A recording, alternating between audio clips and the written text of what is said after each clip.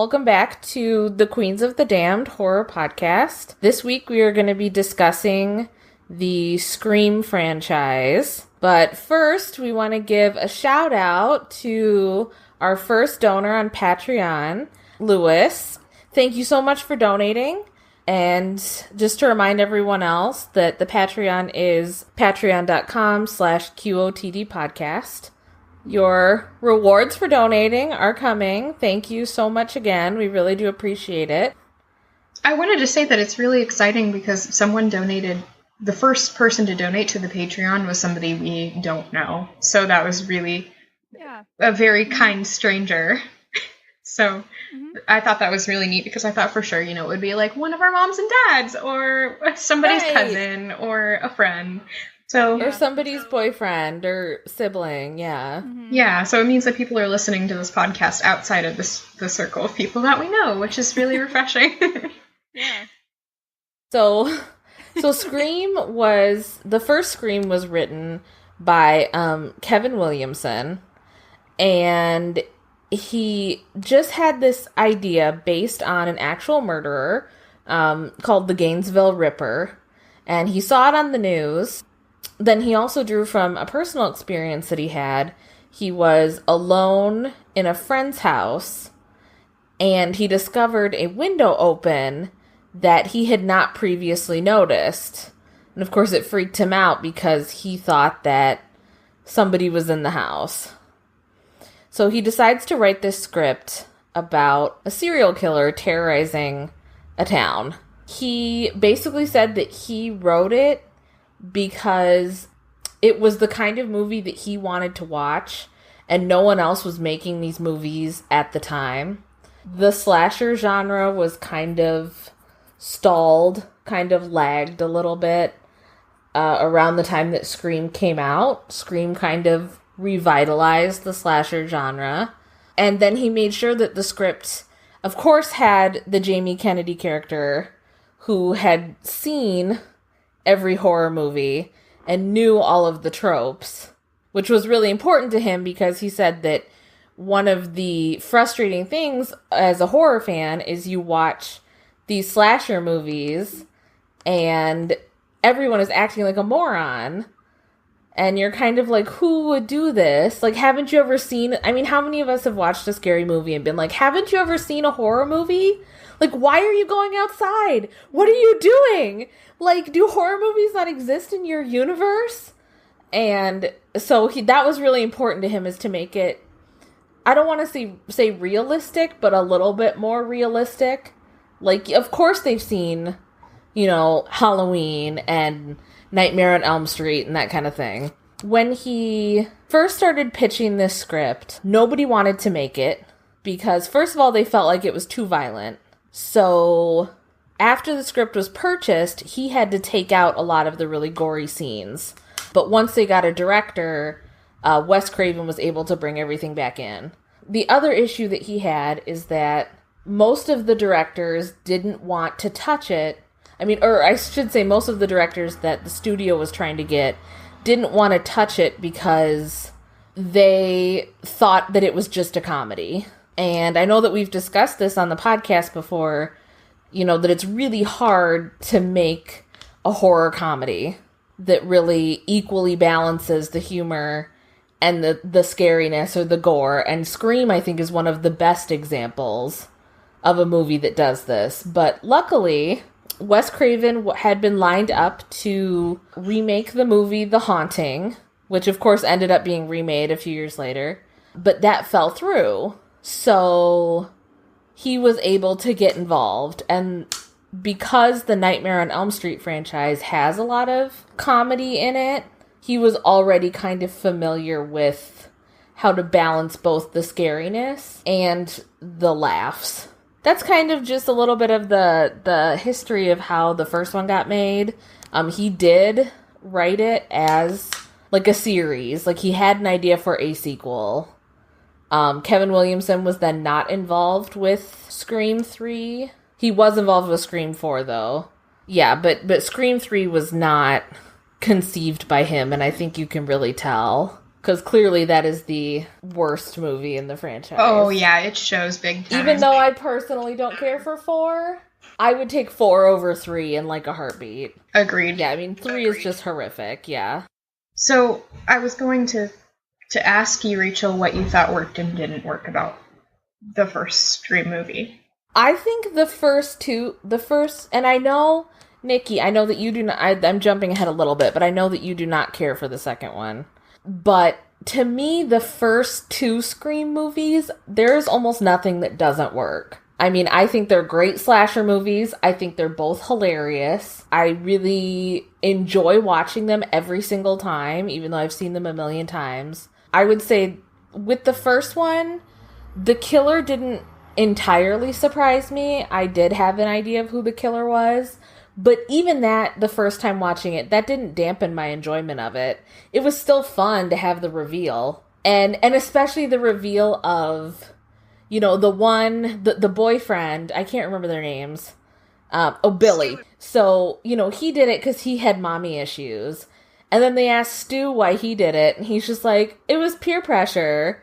So, he didn't even have a reason for committing these murders. Oh, no. So even though I figured out that it was them, the reasoning behind it was still hilarious and fun and something totally, pretty standard for horror for someone to have mommy issues, but also done in such a funny way that it just made it feel fresh, I guess you could say. So there's very little about the first 2 that didn't work for me.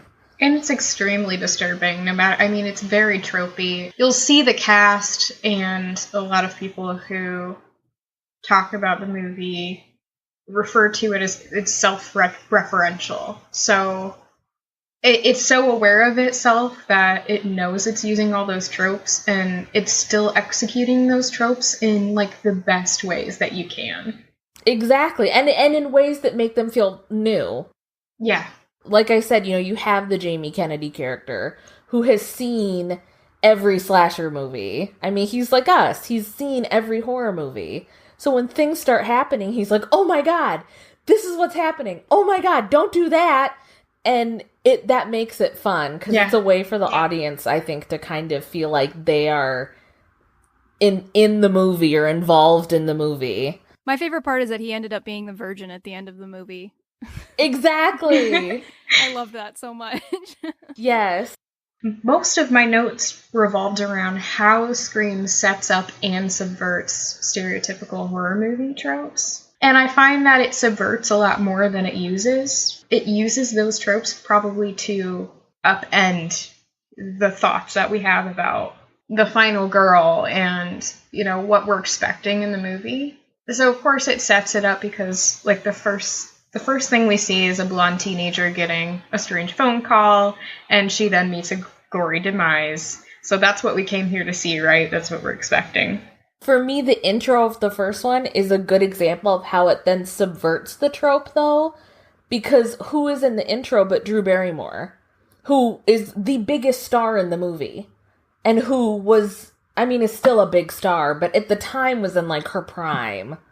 She was peak, at the peak of her career to this point, and she dies in the first 5 minutes. Oh, that's a good point. And I remember when it came out, people thought Drew Barrymore was because they put her pretty prominently on the poster. So you would think, well, that's the star of the movie. And then they kill her off within 5 minutes.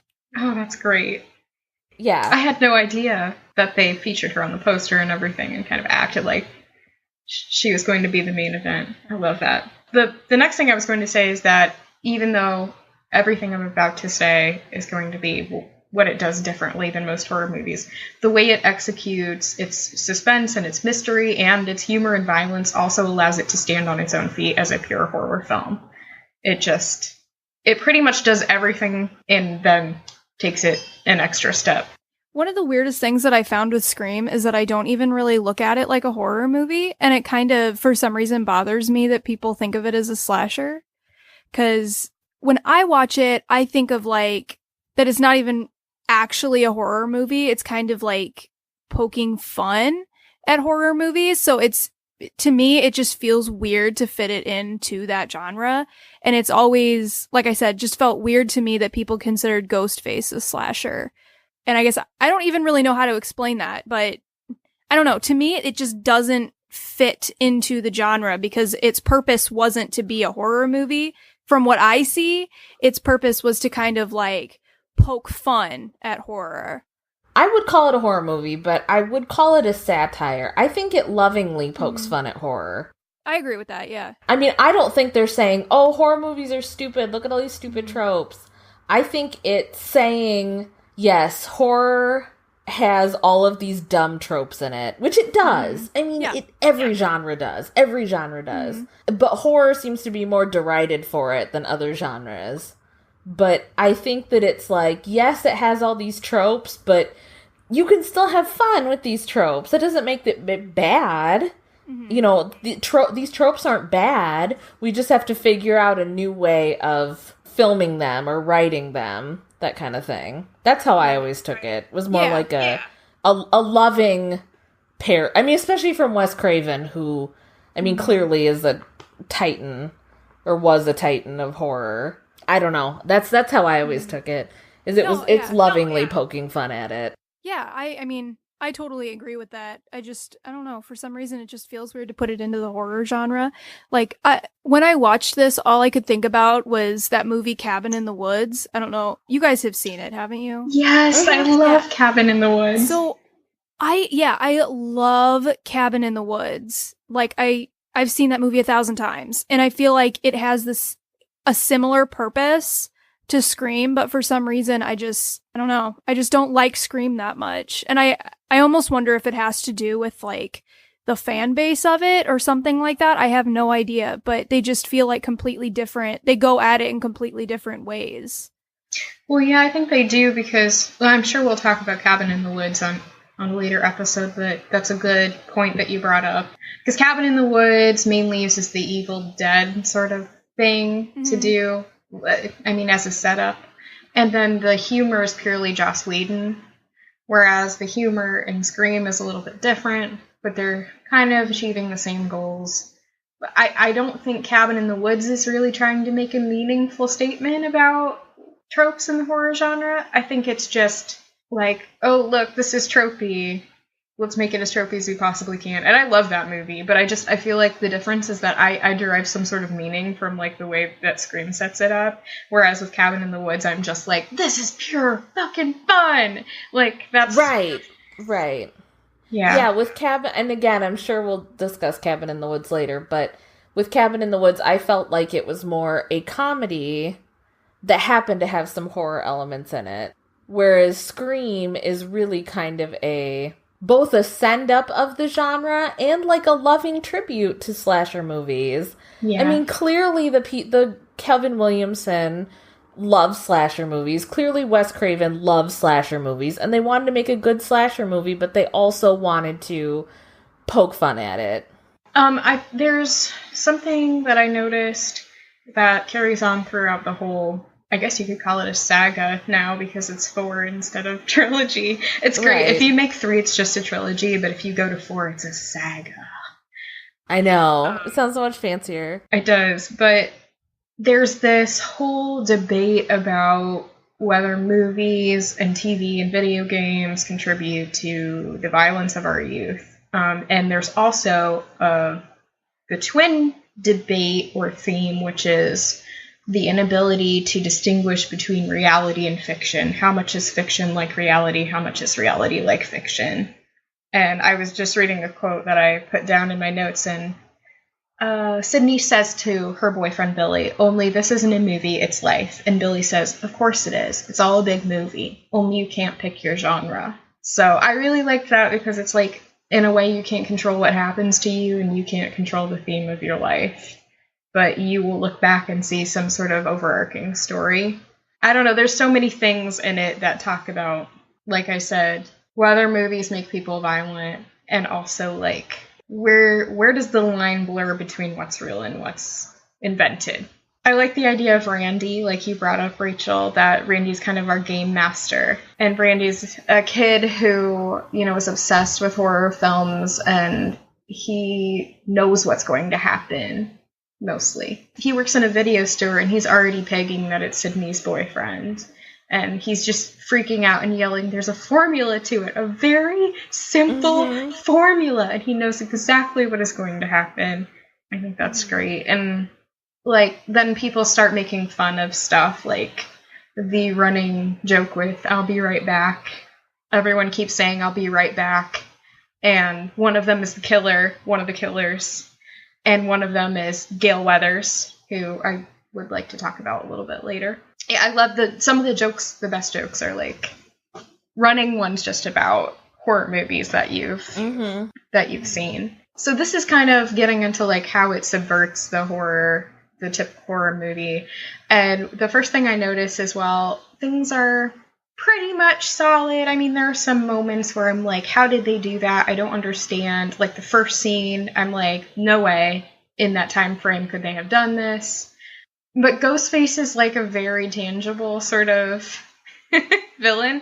Like, he is always getting his ass kicked because he's always just some teenage kid in a fucking costume. Right. So, and while he does disappear multiple times without being caught, there's always like an explanation because there's usually two people doing it. So the illusion of the person being a ghost is easily explainable. And it just seems like if you were attacked in your home, that's more of like what would go down. Like there's a moment where Ghostface, I think it's in the first or second movie, but where he's chasing Sidney and he just runs into a room and doesn't see an armchair is there, and he just like face plants over it. Like that's really what would happen if a person didn't know the layout of your house and you had a good adrenaline rush going. So I really love that. Because I believe it more. I'm not like, oh, she's never going to beat him, and then at some, like, point in the story, she's going to get lucky, and then he's going to disappear and never be caught ever again. Yeah, and he's also not the, like, Michael Myers type killer where he's indestructible, where he gets shot, like, 6 times and still keeps coming. No, he gets his ass kicked all the time, and I love it. It's so funny, because it kind of, like, I forget what they call that. There's something in drama where it's not catharsis, but where there's like a moment of humor to break the intensity of what you're seeing. But yeah, it's kind of that sort of thing. I love it so much. I took my most notes on the first one because it basically set up what I loved about what followed. So Sidney, she doesn't fit the final girl trope. She's not sexualized. She suffered personal tragedy before, which means she's not untainted like you would expect the final girl to be. She's not a virgin near the end of the film, and she still survives. So she's not the perfect saintly person, but they also don't like make her a sexual object. And she even, I think it's the first time she talks to Ghostface, she tells him what's what, and he talks about horror movies, and she says she doesn't watch it. She doesn't watch them. And she says they're always the same. Some stupid killer stalking some big-breasted girl who can't act, who's always running up the stairs when she should be running out the front door. So right away, we've established that Sidney is part of the film's awareness of itself.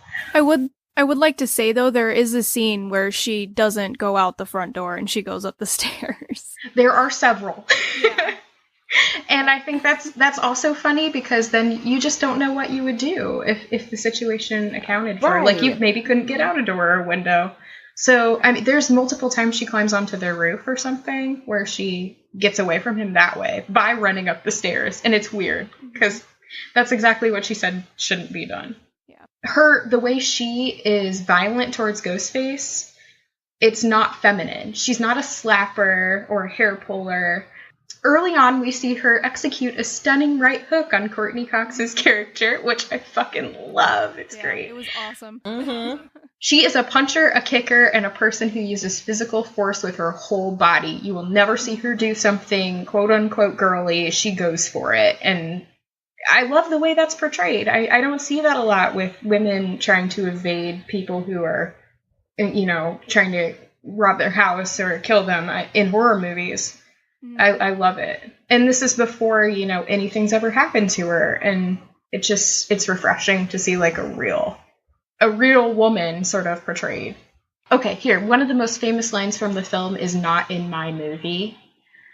So not only is she literally hunting the killers at the end, she puts on the costume when they're not looking, and she is stalking them and calling them and doing the same thing that they did to her.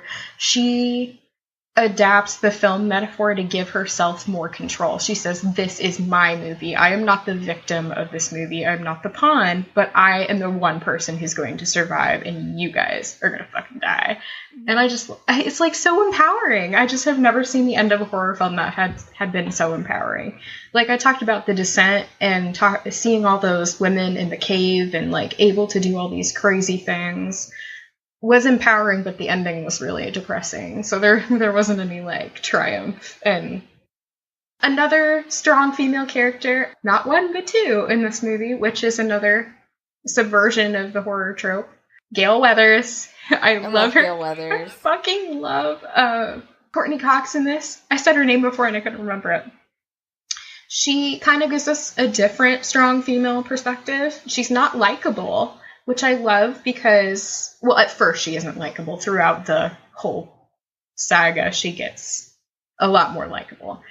But she's not perfect, and she also kind of, to me, serves two functions for the story. She reminds me of Anne Rule, personally. I don't know if you guys have read any of Anne Rule's books. Yes. I'm pretty sure that's kind of what she's supposed to be.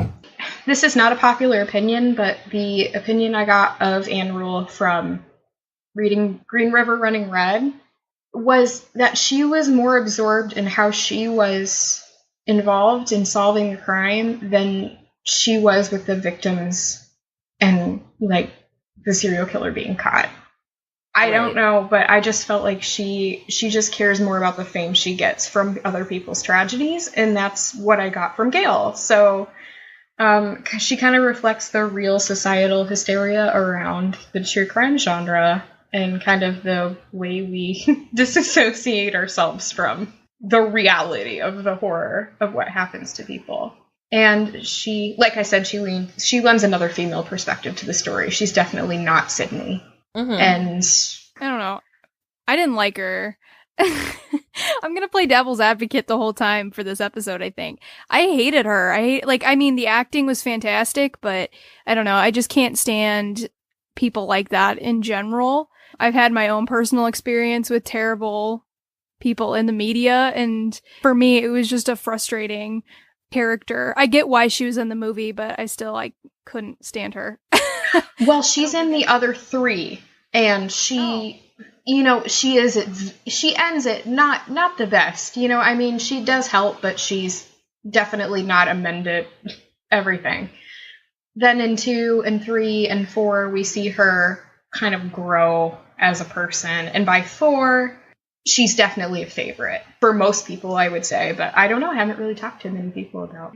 Yeah, you definitely see her evolve throughout she probably has the biggest growth out of anybody in the franchise. Mm-hmm. I think. She gets better as a person as it goes on. With what Miranda was saying with the mean people in the media thing, there was a quote. Stu says, at the end, there's always some stupid bullshit reason to kill your girlfriend. Besides, if it gets too complicated, you lose your target audience. So there's a little bit of commentary on that we need to construct the perfect narrative here so that the public will eat this shit up. That's kind of a jab at Gale in a way. So Scream 2, which I personally think is better than Scream 1. So I guess we didn't say, so the first Scream movie came out in 1996. The second one came out in 97. I don't know. I personally think it works better just because it's a little tighter, like they know what they're doing. And the killer in this one surprised me. I did not figure out who the murderer was. I know you guys are not old enough, but I am old enough to remember when this movie came out, and the plot of the movie, including the identity of the killer, was leaked to the internet. So they basically had to throw out the script while they were filming and rewrite it. I guess that sometimes, like, they were literally writing the scene the day that they were going to film it. So this movie was definitely a bit more rushed, but they did change the identity of the killer, I believe, between what was leaked online and who it ended up being. And I can't remember who the original killer was. I'm kind of trying to look, but it's not on Wikipedia. They did change the identity of the killer. This one also subverts tropes. In the opening scene, the first people who die are Jada Pinkett Smith and Omar Epps, who again, at the time, pretty big names. And of course, who are the first two people to die in the movie? The only two black people. Because of course that's one of the biggest tropes of the horror genre, is that black people die first. Again, the way that it plays with it makes it interesting. I mean, they're making a commentary on that. They're not just doing it to do it. They're making a commentary on the fact that they always die first in horror movies. I just can't help but think of that scene from Scary Movie every time I see it. And I don't even like it. I mean, that's one of the tropes this movie plays with. Again, it plays with a bunch. It plays with the idea. It plays with a lot of jokes about how cliched film sequels are, how the sequel is never as good as the original. There's even, like, this running gag in it. So in the first movie, Sidney makes some comment about how, oh God, if they were ever going to make a movie out of this, I would probably be stuck being played by Tori Spelling. And so in Scream 2, Hollywood has made a movie called Stab about what happened in Woodsboro, and who's playing Sidney but Tori Spelling. And terribly, because, I mean, God love Tori Spelling, but she can't act. I like this movie better than the original, personally. I think the killer is better. I mean, the killer is played by Laurie Metcalf, who I would literally read the phone book. So that may be part of it, but she is so great in everything, and she's so great in her final monologue, where she's explaining why she did it. She just, I just worship at the altar of Laurie Metcalf, guys. So maybe that's why I love it so much. I don't know. She's good in it, but it's funny because before you said that they literally rewrote it last minute, I was going to say my problem with the end was that it just seemed like they pulled it out of their ass. And guess what? They did. They did, but I like it because it surprised me. And a lot of the times, especially with slasher movies, it's hard to be surprised anymore, because it's like, I've seen it. Oh my God, I remember when they did this in this other movie. Clearly so-and-so is the killer. This one was so out of left field. It was never the original killer's mother? Yes, she's Billy's mother. Well, that's what I'm saying. It was never that.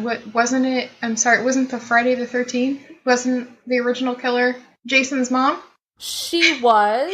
And they even do that trivia question in the first movie. Yeah, she was, but it was different because Jason was, well, and not that it's never been done before, that the killer's mom ends up being the killer, or who the person who you think, but it was so out of left field for this movie, I guess is what I mean. But okay. Friday the 13th is slightly different. I mean, Jason he is not even in the first movie. He never even makes an appearance. He never killed anybody. He's just this boy that drowned at camp. In that one, you're led to believe that Jason is the killer the whole time, and then it turns out that it's his mom. Okay. So it is slightly different. Yeah, I thought the suspense was on point in this one. Like, there's two moments I'm thinking of. One was the first scene when the woman gets stabbed in front of the whole movie theater, and everyone thinks it's part of the story, part of the movie. At first. Like, everyone thinks it's a stunt for the movie premiere. And then when Sidney and her roommate are getting taken to a safe house, and the two detectives are in the front seat, and Ghostface crashes the car. And then they can't get, it's like a cop car, so there's a grate between the front and back seats. and it's peeled back a little, so they have to, like, try to climb past Ghostface, who is unconscious, through the front seat and out the window over him. And it's like, my heart stops almost every time, and I know what's gonna happen. Like, I'm just like, oh my god! Oh my god! So I think the suspense was really good in it. I think the problem I had with it mostly was the ending. And I lost interest intermittently throughout the movie. Whereas, like, the first one, I'm just glued. I liked the use of the myth of Cassandra in it. Yes. So Sidney's a theater major, and this one takes place when Sidney's in college. And she's starting to experience PTSD from what happened to her. And she is playing Cassandra in a Greek tragedy.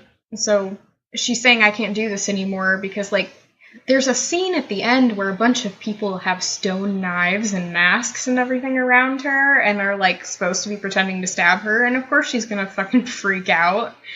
So her theater professor talks to her, and he says, it's very fitting that you're playing Cassandra.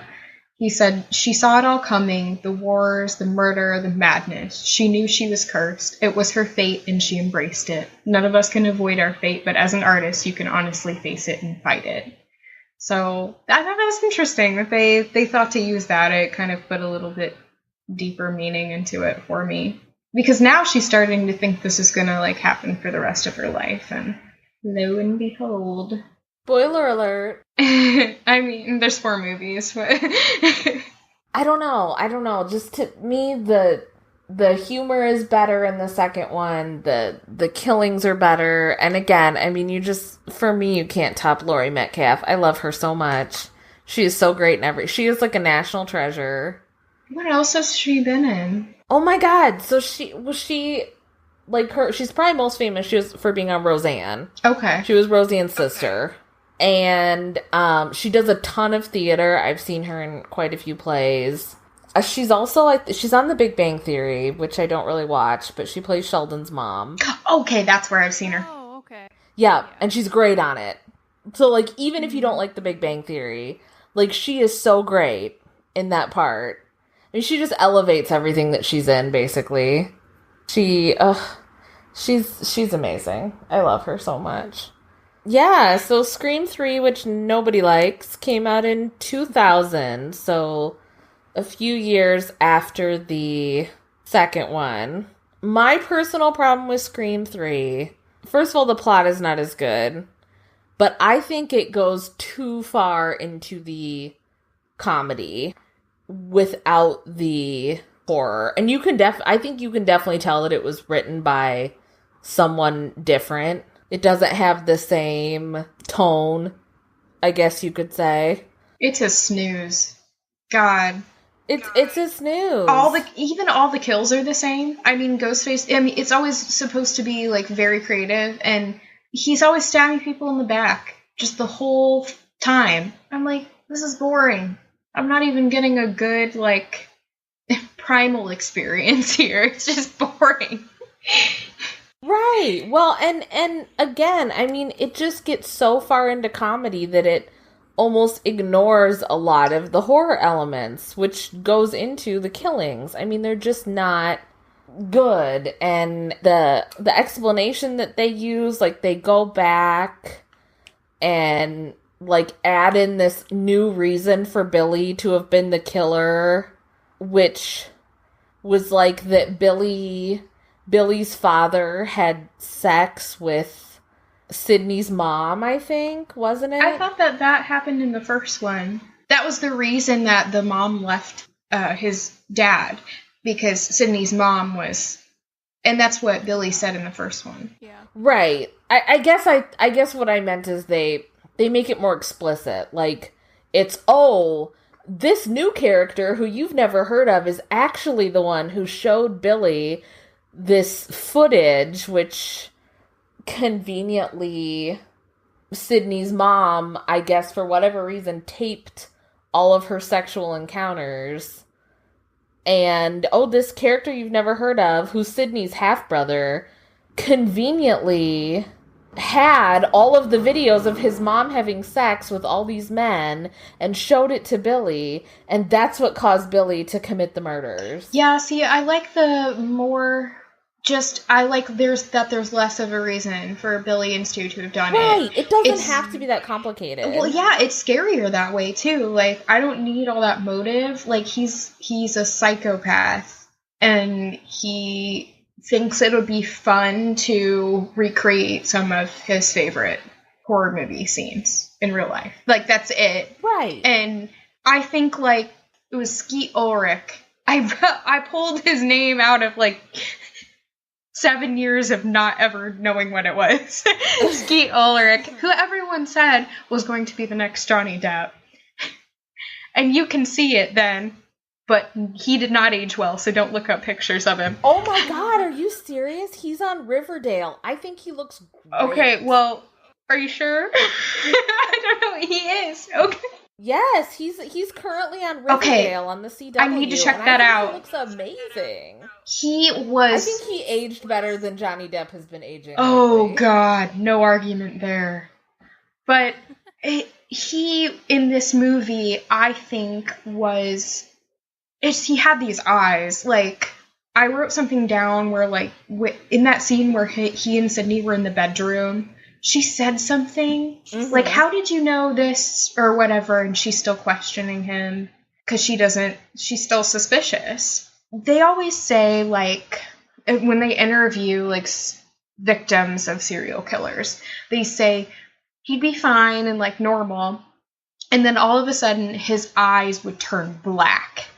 Like, that's what happened. I don't know if it was a research thing that this actor did, or if it was just kind of a feeling he had. It was, like, perfect. To me, I believed it. Like, I didn't believe that in the same small town there were two guys in the same high school who could do something like this, maybe. But I believed him. Like, I believed he just, for no reason, wanted to do this for fun. Well, but he did have... Well, he had a little bit of a motive, but you can... Yeah, he did. But you can sense that that's not the real reason behind it, because a lot of people would be upset when that happened and be douchebags, but not a lot of people would go, like, gut their classmates for fun. No. I mean, clearly there was something wrong with him, but to him, he had a reason. And I'm sure maybe in his mind that's what it was, but...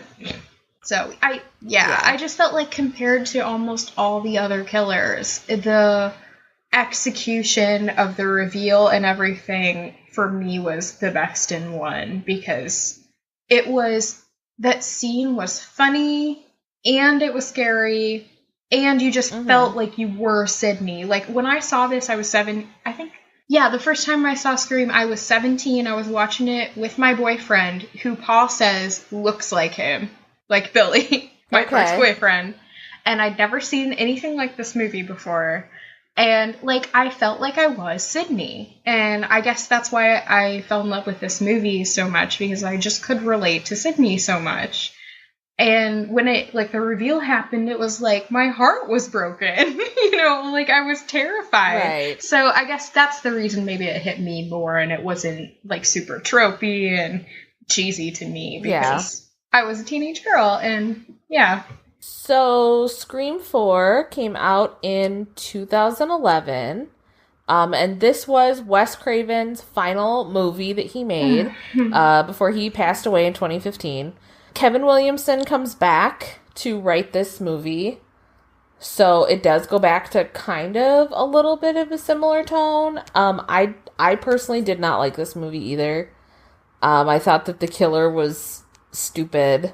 I felt like the killer went more into the can't be killed type. I don't know, like almost the impossibly too smart. It's like, well, yeah, but I think that, like, they're all teenage kids, but that's the whole, most of it. It's like, how are all these teenage kids executing these completely elaborate plots to murder everyone on their list? Right, whereas the first one, they were believably kind of almost inept at it. I mean, like, they got it done, but... through a lot of luck. Not as smoothly. Yeah, I that was my one complaint, was I had a lot of logistical complaints with it this last time I watched it.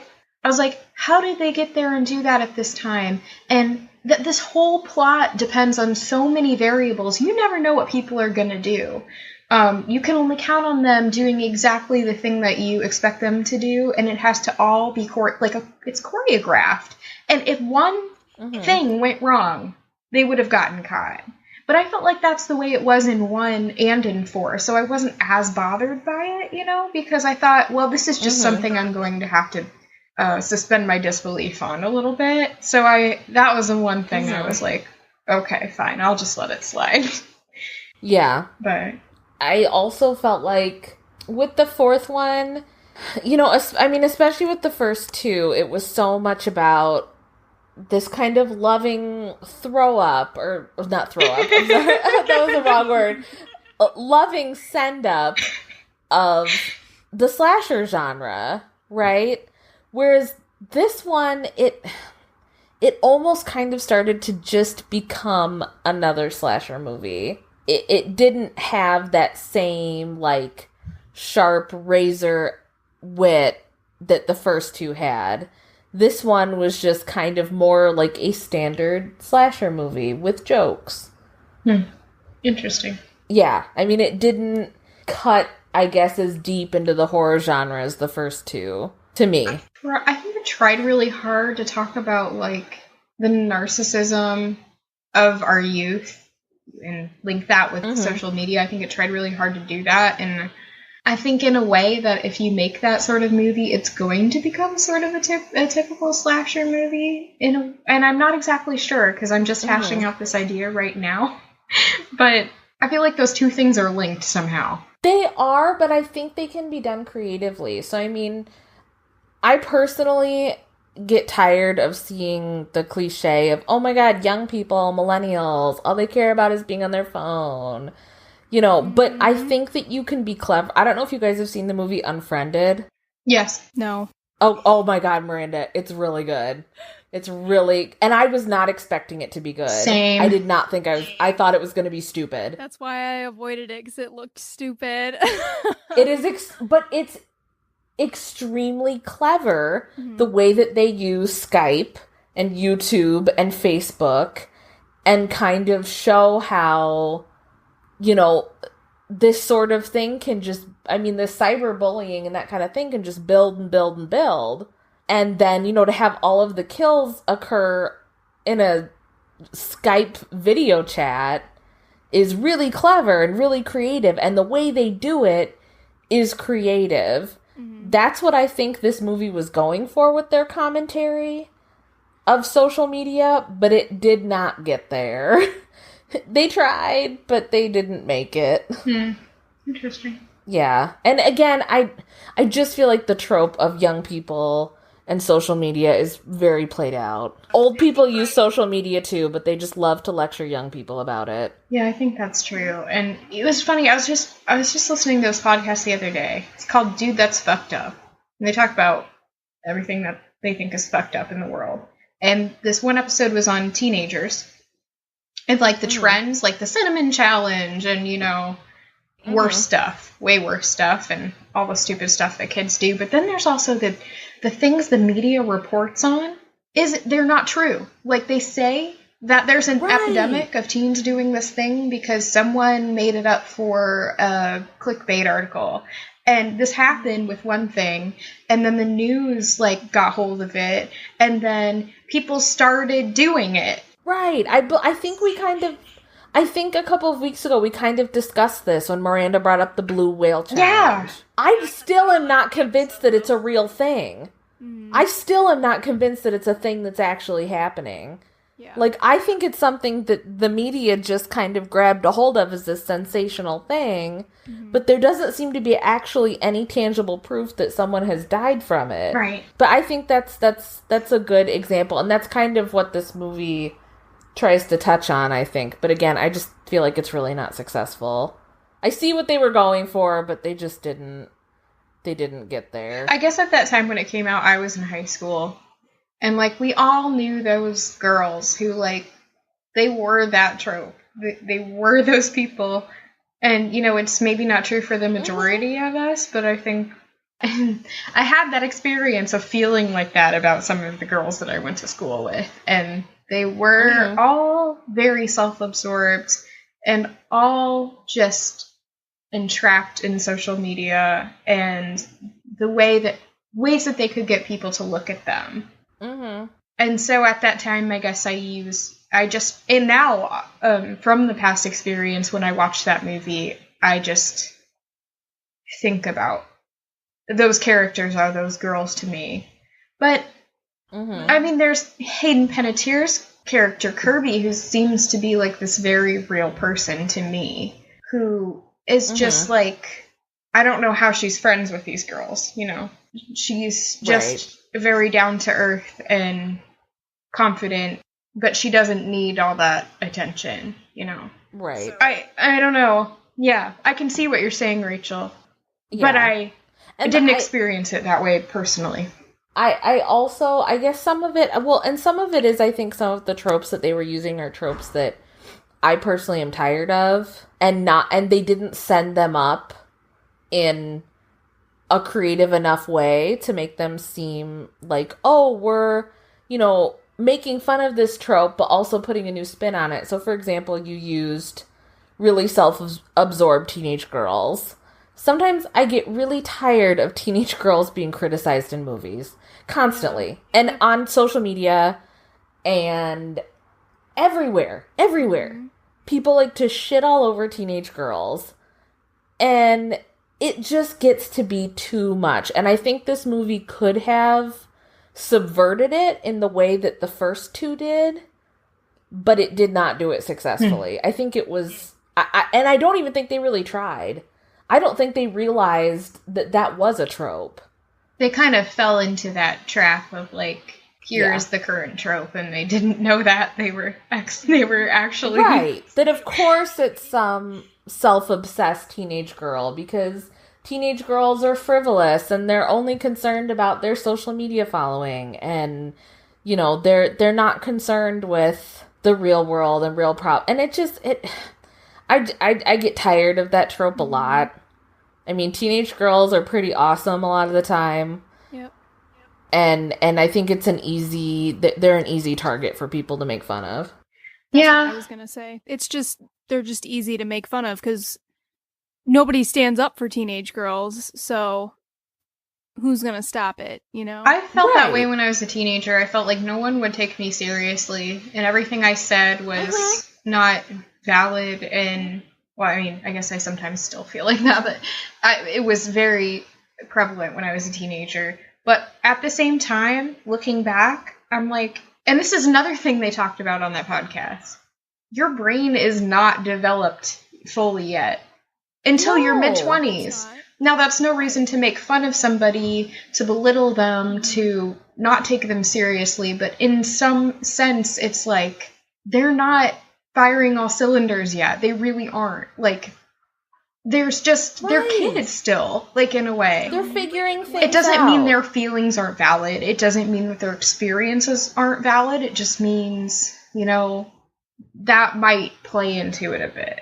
Right. They're figuring things out the same way that those people that are criticizing them were figuring things out when they were a teenager. Exactly. But it's like you forget what it was like to be a teenager. And I know some 30-year-olds who are still figuring it out. I mean, they probably never will. I'm flying by the seat of my pants half the time. Like, I don't know what I'm doing half the time, but but people don't criticize you for it as much when you're an adult.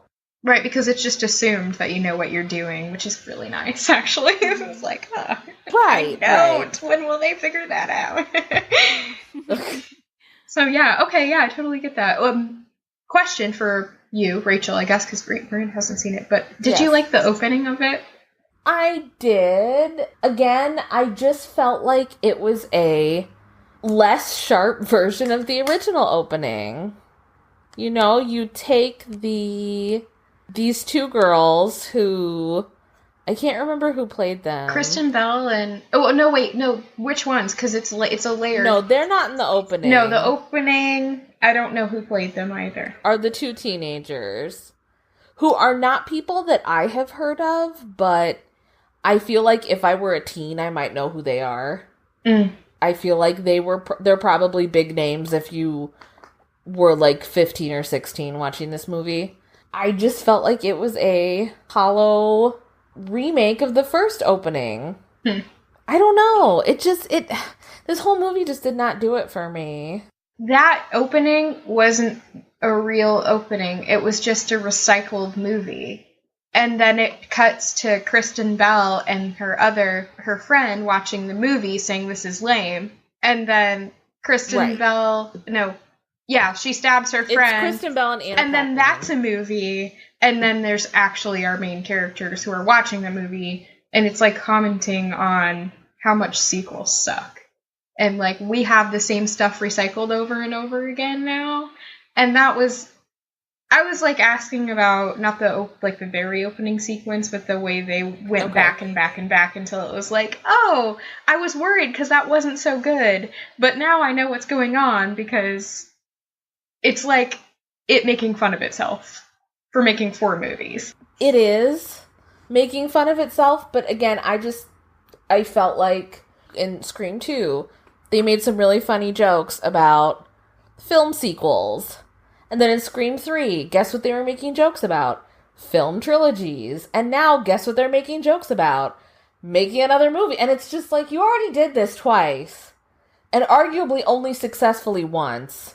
So why are you doing it again? Like, you've already made these jokes. You've already made them. And they're not as funny now. Because this is the 3rd time around with these jokes. I felt like that about the show, where the show seemed like a rehashing of 4 because it was all about the social media age. Then it just wasn't as good. Like, it wasn't as funny. I guess it just made it played out as more of a mystery. But it just recycled, like, the same characters, even. And I was like, oh, okay, well, this is Scream 4, except I'm not as thrilled with it. I guess we are going to talk about the show a little bit. So, I found the show to be different enough that didn't bother me. Just because it doesn't take place in the same town. It is not the same people.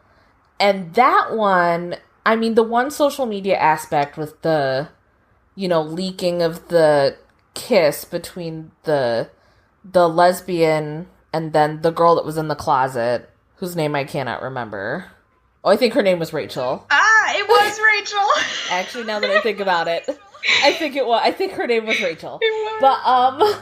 But anyway, between Audrey and Rachel, that to me that didn't bother me as much because that's a real thing that has happened. I mean, there was just like a court case a few years ago of this guy who streamed, for whatever reason, possessed him because he's a disgusting person, I guess, decided to live stream his college roommate having sex with another man. Seriously, fuck that guy. That annoys me so much. And this roommate was not out of the closet.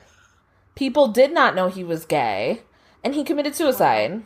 So, to me, that one piece of the social media, cyberbullying, whatever you want to call it, that was okay. It's when it becomes the main focus. Well, it was. Well, I don't want to give away the ending, but it was the main focus. Well, you should really watch season 2, is all I'll say. But I'm excited now. I have to go watch it after this. It's on Netflix. Well, and I think that the first season with the podcaster, I think, was more of a satire of Serial. Which I don't know if you guys listen to Serial. No. Mm-hmm. Okay, but she was clearly, the podcaster was supposed to be like Sarah Koenig. I mean, she even kind of spoke like her. Oh, really? You think she would? I just took it as, because I listened to a number of true crime podcasts hosted by females. I thought it was supposed to comment on the, like, anyone can make a podcast sort of thing, and she's kind of trying to be this armchair sleuth, and... Which is kind of what... I think it's supposed to comment on... The way I took it was commenting on some of the criticisms against Serial. Of, we've forgotten the victim in all of this. And, this podcaster who's not an investigator is trying to figure out what happened, but she doesn't have all the pieces because stuff is still changing and that kind of. Now, I personally loved Serial. Me too. Yeah, it was so good. But that's what I think it was supposed to be, a send-up of, was Serial. But I personally really liked the show. I loved it. I thought it was a lot of fun. Miranda, you need to see the first season so we can talk about it, because the ending is really awesome, and I think you'll really appreciate it. It's on Netflix. Yeah, I've been trying to sit down and watch it for a while, but I don't know. I'm bad at it. I'm bad at getting myself sit down and watch shows. Me too. It's definitely what I mean, it's a teen show, is what I would say. Well, it's MTV. Nobody is going to win an Emmy for acting on this show. Mm-hmm. But the acting is not bad. Okay. I would not call it bad by any stretch of by any like stretch of the imagination. Mm-hmm. Like, it's not bad acting, but it is a teen show. Yeah. Yeah, I'm going to check it out eventually.